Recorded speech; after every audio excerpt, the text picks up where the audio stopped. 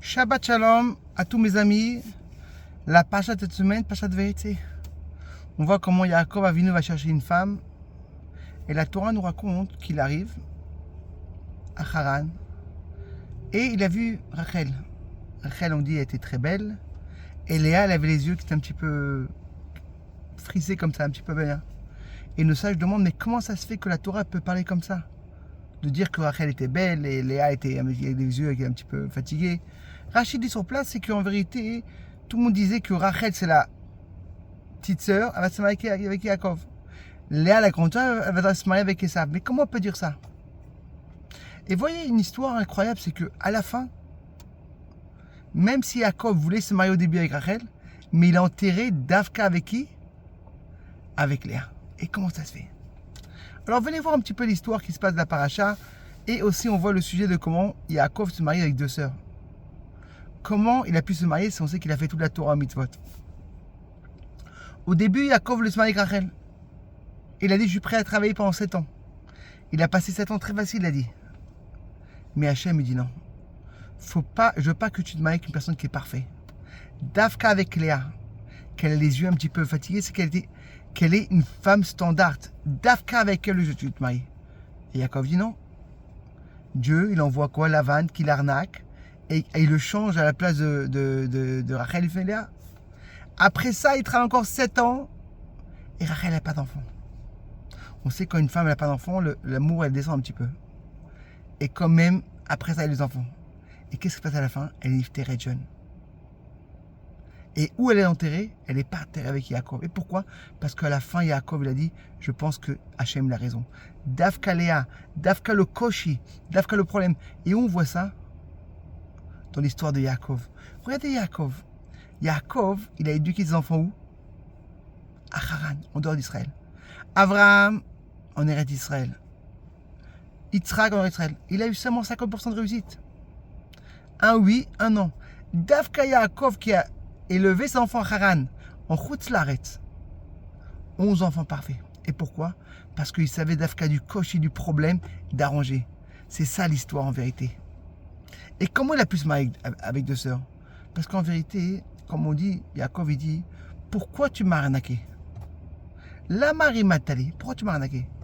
Qu'est-ce qu'il peut dire? Elle va dire, mais quoi, c'est tout le monde qui arnaque. Ils avaient pris sur eux de ne pas arnaquer. Et comme ils avaient pris sur eux de ne pas arnaquer, et les mitzvahs de ne pas se marier avec deux sœurs, c'est seulement de quoi? C'est Yaakov qui a pris sur lui. À la base, tout le monde, à cette époque-là, tout le monde se marie, il n'y a pas de problème de marier avec deux sœurs. C'était une khumra. Yaakov il s'est dit, voilà, d'un côté, j'ai ma khumra de quoi? Que j'ai pris sur moi de faire les mitzvot, je ne suis pas obligé. Comme on sait, quand ils mettaient les téphilines n'avaient pas de Gdusha. Qui a fait que dans les téphilines avec Gdusha? C'est qu'Hachem, il te demande. Comment un morceau de cuir que tu peux faire une chaussure, c'est la Gdusha. Dieu, quand il te demande, il fait la Gdusha. Eux, ils mettaient les téphilines, après, ça n'est pas jeté. C'est-à-dire que le mitzvot, c'était une khumra. Il s'est dit, voilà, d'un côté, j'ai ma khumra, de l'autre côté, j'ai dit un mot à Rachel, je vais me marier avec elle. Il a dit, il va mettre la khumra de côté, il va dire son nom. Là, on apprend un message incroyable. Beaucoup de fois, on fait des khumrot sur nous. Mais les choses qui sont très importantes, de ne pas faire honte. Des fois, il faut savoir mettre la khumra de côté, de se dire, ah, j'ai pris sur moi. Mais la vraie mitzvah, de ne pas oublier qu'est-ce qu'Hachem mis de.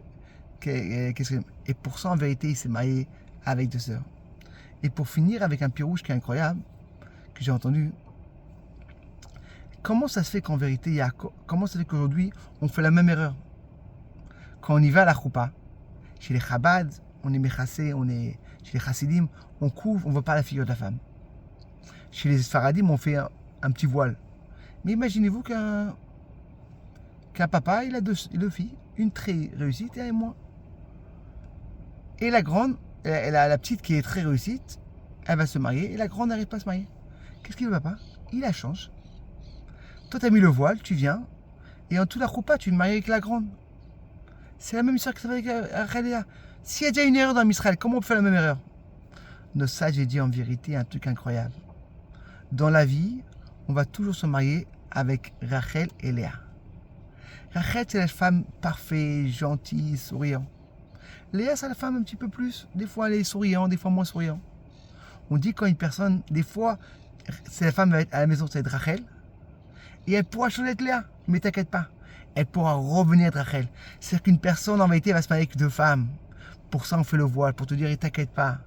Un moment, on peut être Rachel, un peu de Léa. Que Bezrat Hashem, on espère qu'on aura le vrai mariage entre nous et Hashem. C'est avec le Yomot HaMashiach, Pekarom Mash. Shabbat Shalom et Bsorot Tovot. Si vous aimez la vidéo, envoyez-la à vos amis. Kol Tov et Bsorot Tovot.